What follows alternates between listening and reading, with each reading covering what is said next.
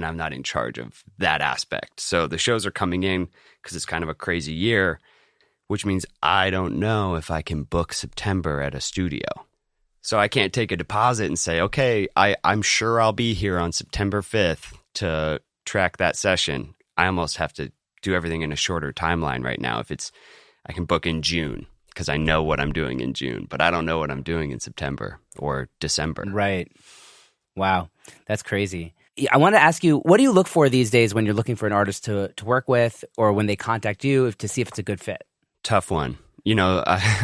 Openness, really, just openness to ideas, a malleable nature to the songs themselves. Sometimes it's really tough if somebody comes to you with a song that's just done. The arrangement is done. Everything's done in their head, right? And it's like, mix this. I really like to be there from the ground up because I work with so many artists, solo artists who come to me and they have just vocals and piano. And then I'll play everything. So I'll do all the guitars and the drums, and maybe we'll have some of that original piano in there. Or maybe we take it all out and it's just an acoustic guitar now. And that must be really scary for an artist to put all that trust. I mean, it's scary for me too. You work for a whole day on the song and then you're like, okay, I have completely changed this. But going down that road with an artist who is open to shifting and changing their songs is just such a fun journey. It was weird last year because you couldn't be together doing it. Wow. Yeah. Did you do a bunch of records like over Zoom with like various artists? I probably worked on about 4 where I was really just the person providing the complete arrangement. And then we would go into a studio and just cut vocals at the end. So prior to that, I'm just working off of their voice memo. Wow. Wild. I love what you said there about the openness, because I've done a lot of that, like where I'm working with just like a singer-songwriter and you're just building it up from the ground up, and it is scary to think like this could go anywhere, and it's like, so you really have that responsibility of deciding what the what the tone of the record is going to be. Like, do you ask for references, or is it just something that comes to your mind? How does it begin? I'm so conflicted about references. So many artists have such a hard time with a reference. It's really hard to know what you sound like or what's possible. And also, if somebody sends me a reference, I'm locked in. Now we've kind of decided, okay, are we going to try to copy this sound? You really have to know how literal the artist is going to be about it, because once I start asking them for references, their mind switches from here's my song to here's what we need to do. I want this kind of kick drum. And then once you deliver what you're working on, if it doesn't match up with this vision you've kind of made them lock into, you can kind of end up in a little bit of a trap. Totally. So do you not ask for references? You just say, like, you just kind of go with your gut on a track usually? I start out there for sure. It depends, honestly. I mean, the certain artists we will do references. Certain artists I'll build a Spotify playlist with them. Here's what I'm thinking. What are you thinking? I do try to let people know when you're sending me a reference, make sure to tell me what you like about the song, because I'm not in your head. So if you send it, do you love the drums, but the vocals aren't there? Because if you send me, a Radiohead song, but your song doesn't sound anything like Radiohead, but you love the reverb on the vocals, like that's what I need to know. Right. Totally. Yeah, that's great. I wanted to ask you specifically about, you started working with this young up-and-coming artist, Jackson Dean, and he was able afterwards to sign with a major label, and like his career seems to be, skyrocketing. How did you find him, and like what kind of artist development was involved there? That is one of the craziest stories.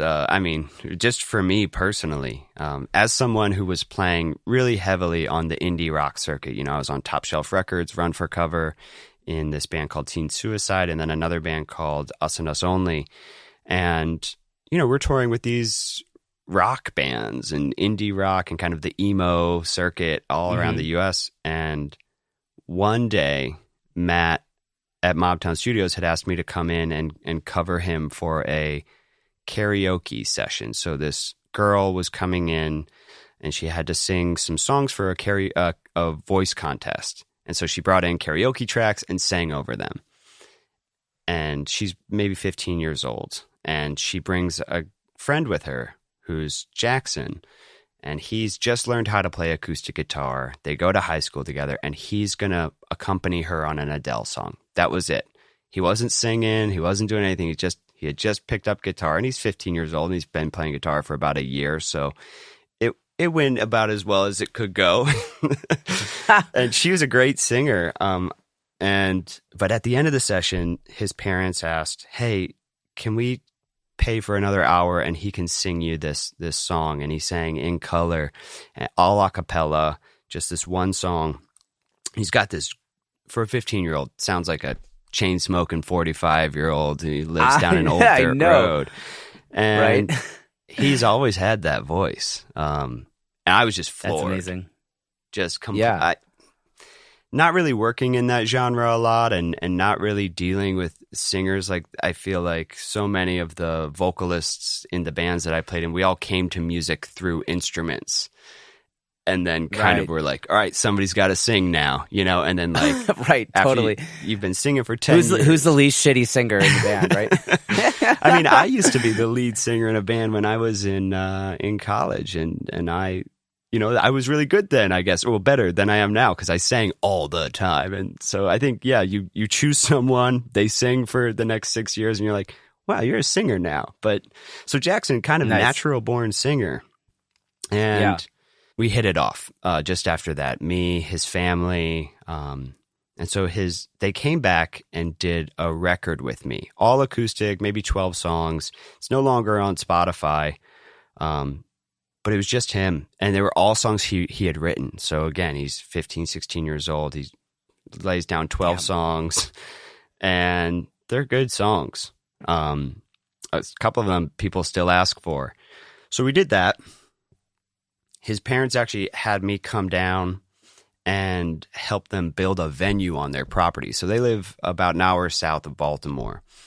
And so I helped build a venue down there. They own and run kind of a masonry business. So they had a big warehouse next to their house that used to be kind of like a tool shed. It's where they would kind of workshop things. It's a beautiful venue too. It's all concrete, all wood around the side, a little bit of rock in there. Nice tall ceilings. Sounds really good. And so I helped them put in a PA system down there. And, the whole time I didn't know what was going to happen. I had only just started working with him. It's like, oh, I'm just making records, and his parents want me to help him with this. So it's a consulting job, and cool. And then I made another record with him, and I did 5 songs here, and they did 5 songs in Nashville. So he actually flew down to Nashville and cut 5 songs with session players down there at 17 years old. Wow. And then to release that album, they wanted a band. So I put together a band. And that's kind of how I got into that whole thing. All of a sudden, we were playing shows every weekend because I put together a band for him. Wild. So after that, I mean, that was probably 3 years ago. We played a ton in 2019, and then he got a ton of notice. He got a viral hit of him singing the national anthem on his football field, on his high school football field. He was a football player. It was like senior game. He sang the national anthem, went viral. He was on, what's that TV show? Can't remember the guy's name right now. But, sang at a football game, did a bunch of things like that because that kind of blew up. I think a lot of people have forgotten about that because he ended up doing better. But yeah, what a crazy ride. So after that, we kind of just started playing more, and he got a publishing deal and signed to a label. Amazing. Do you feel like you were like I don't know, how do people define artist development? It sounds like you were a major part in his like coming up, just even getting like you brought him up to get signed basically, like in at least recording wise, Sure. Yeah, I mean, I got to teach him how to play in a band. I mean, he has so much natural talent with him, so I don't want to take more credit than I'm due, but yeah, I mean, basically I was there from him kind of learning how to play his songs, learning how to keep his tempo solid, working on how to sing into a mic correctly and how to track. And now to look at him, he's down in Nashville in Blackbird Studios cutting songs. Amazing. And it's, I wasn't actually down there for that. So it's just so cool to see like, wow, we went from recording in a row home in Baltimore to now you're in Blackbird and cutting songs with like Willie Nelson's drummer on the track or something down there. It's a crazy So story. crazy. Yeah, and you're going to continue touring now with him after hopefully post-pandemic. Yeah, so we were really supposed to tour a bunch last year, and that all got pushed back, and now we have a lot of shows coming up, a lot of outdoor shows, a lot of fly dates, so we'll be kind of all over the U.S., and like I said, it's a weird year because it's just a hodgepodge of shows. There's no tour for us because we didn't book a tour. So we're just kind of hopping on as openers, or maybe this little festival needs a headliner. So instead of go out for 3 weeks and come home, it's one date, another date, which is... Yeah, totally. It's different. Yeah, but it's going to make your schedule, as you were saying earlier, a little bit of a mess. Very tough. Totally. But it's so cool that you're a part of his origin story, and then you're continuing to play with him while you're continuing doing records with other people as well. So that's awesome. Oh yeah, the whole band is still playing. So we've got another guy from Baltimore, Brandon Axtetter, and Rich Colm on bass, and we've all been doing it with Jack for the last 2 years, I guess. So we played a ton of shows in 2019, lots of little bars, lots of little dive bars all over, and it'll be cool now because it'll be all pretty big stages. Yeah. Wow. Congrats. Thank you. Yeah. So tell me a bit about, I don't know, your approach to a typical song with an artist. Let's say it's a singer-songwriter. They're coming in. You're building everything from scratch. What's typically the first thing you do? You hear the song, shoot. There's something perverse about the way I approach it. And I learned this early on as the drummer who would kind of help arrange or dictate the song. As a drummer in one band, I really always wanted to turn the song or the rhythm on its head. What do you think I'm going to do? And let me try to do the exact opposite while retaining groove. And so a lot of times, singers bring you, especially solo artists, a song where if you're playing guitar, you're strumming it because you're filling up all the available space because it's just you. So you need to play rhythm and chords, and then you're going to sing a melody. And if you're playing piano, you're playing very two-handed kind of rhythm and chordal. Strumming piano. Yeah. And so my first challenge is to say, okay, what would we do if you didn't have to do that? What would this song sound like if you weren't filling the available space because you don't have a drummer working with you? So I try to take everything out and then start very minimally. And I guess especially if you're working with a solo artist, to me it comes down to picking the sonic palette first. So what texture are you going to lay down? Because if it's going to be an acoustic guitar, then you're building off of an acoustic guitar platform. If you're going to choose distorted Rhodes. So I think a lot of the time I try to do sound design first. So it's just choosing the kind of, whether it's the Rhodes or the guitar or whatever instrument it might be.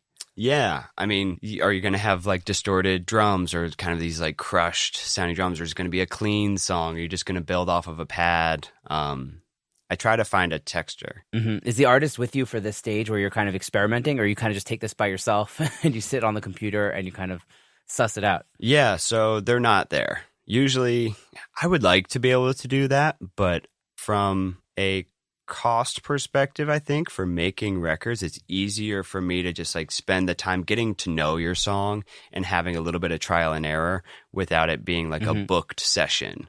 Especially because we're just doing it at the home studio. And it was also very weird the last 2 years, I guess last year especially, you weren't really going to have anybody there. And a Zoom call seems like a terrible way for me to figure out a lead guitar line for you. Right, totally. So do you find that when you're doing stuff like that, you're kind of sending a file and being hey, what do you think of this vibe? And then kind of going back in, tweaking, changing, or is it kind of you flesh it out all the way and then hopefully it's a hit, Yeah, so right, that's the scary part. And I've learned two things. I think, especially when it comes to publishing companies and songs and sending out demos, maybe to have other people sing on them. So if you write a song, they want one of two things. Either give it to them so bare bones that they can imagine building the song with you. Okay, cool, I can see the direction. You've sped up my song, started strumming faster, whatever. Or deliver a full song. Don't deliver a half song, because then they're well, I don't really like those drums. And you're no. I haven't EQ'd them yet. I just wanted to know if you liked them before I finished them. I get a lot